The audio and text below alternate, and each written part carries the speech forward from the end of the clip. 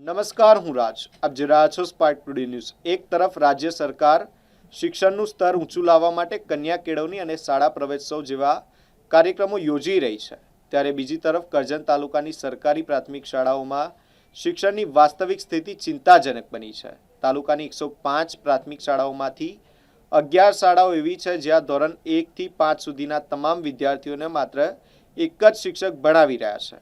અનેક શાળાઓમાં એક જ વર્ગખંડમાં અલગ અલગ ધોરણના વિદ્યાર્થીઓ સાથે બેસાડીને અભ્યાસ કરવામાં આવતો હોવાથી શિક્ષણની ગુણવત્તા અને વિદ્યાર્થીઓના ભવિષ્ય અંગે ગંભીર પ્રશ્નો ઊભા થઈ રહ્યા છે.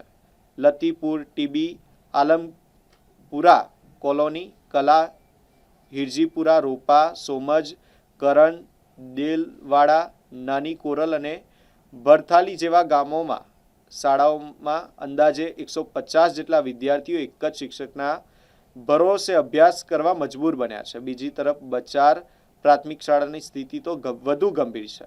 શાળાનું મકાન જર્જરિત હાલતમાં હોવાથી 1 વર્ષ પહેલા તેને તોડી પાડવામાં આવ્યું હતું, પરંતુ નવી ઇમારતનું બાંધકામ હજી સુધી થયું નથી. પરિણામે આશરે 115 વિદ્યાર્થીઓને પંચાયત ઘર, મંદિર, બચેલા 2 વર્ગખંડ અથવા ખુલ્લી જગ્યામાં બેસીને અભ્યાસ કરવો પડી રહ્યો છે. આ મુદ્દે તાલુકા પ્રાથમિક શિક્ષણ અધિકારી હેમંત માછીએ ટેલિફોનિક વાતચીતમાં જણાવ્યું કે કરજણ તાલુકાની 105 શાળાઓમાં અંદાજે 85 શિક્ષકોની અછત છે, જેના કારણે આવી સ્થિતિ સર્જાઈ છે.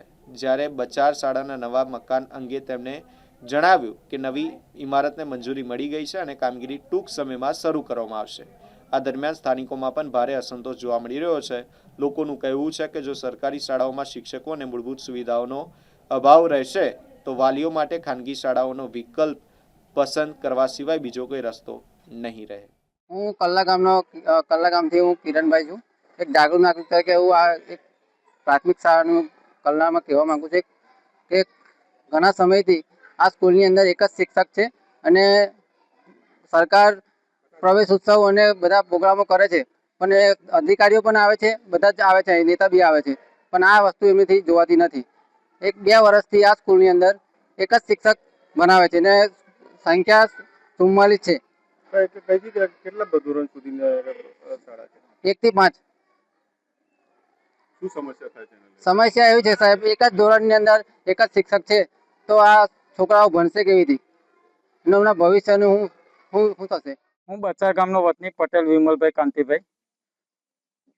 બચાર ગામની પ્રાથમિક શાળા છેલ્લા 1 વર્ષથી જર્જરિત હાલતમાં હતી, તે તોડી નાખી.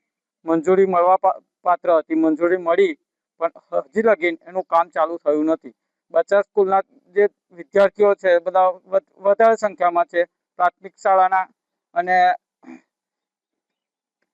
શાળાના જે 2 રૂમ છે એની અંદર એ લોકો બેસે છે અને એ જર્જરિત હાલતમાં છે. રૂમ પણ અત્યારે અમે પંચાયતમાં અને વેરાઈ માતાના મંદિરની અંદર બેસાડી અને ભણવાનું ચાલુ રાખે, જેથી કરીને વહેલી તકે આ મંજૂરી મળેલ સ્કૂલ છે તેનું બાંધકામ ચાલુ થાય.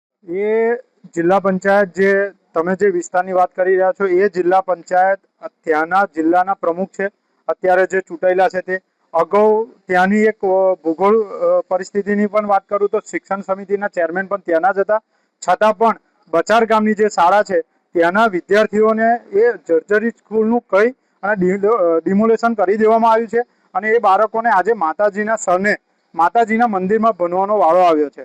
એટલે પ્રાઇવેટીકરણ તરફ આ જિલ્લા પ્રમુખ પણ લઈ જઈ રહ્યા હોય એવું દેખાય છે. અને છેલ્લા એમના જ વિસ્તારની અંદર ઘણી બધી શાળાઓ, મને જાણ છે ત્યાં સુધી 11 જેટલી શાળાઓ એવી છે જે 1 થી 5 ધોરણની અંદર શિક્ષક જ નથી, એક જ શિક્ષક દ્વારા ભણાવવામાં આવી રહ્યું છે અને શિક્ષણ આપવામાં આવી રહ્યું છે. છેલ્લી 11 શાળાઓની અંદર જિલ્લા પંચાયતના પ્રમુખ કહેવાય, જેમની અંદર એમના મત વિસ્તારની અંદર જ આ અંધારપટ છે. દીવા નીચે જાણે અંધારું હોય એવી પરિસ્થિતિ ઉત્પન્ન થઈ છે. શું માંગ છે તમારી? આ જે 11 શાળાઓ છે તેમજ આ જે ડિમોલેશન કરી નાખેલી શાળા છે એની તાત્કાલિક ધોરણે આ છોકરાઓને પૂરતી શિક્ષણ વ્યવસ્થા ઊભી કરવામાં આવે, જેનાથી જે 1 થી 5 ધોરણની અંદર શિક્ષકોની જે જરૂરિયાત છે એ વહેલામાં વહેલી પૂર્ણ થાય.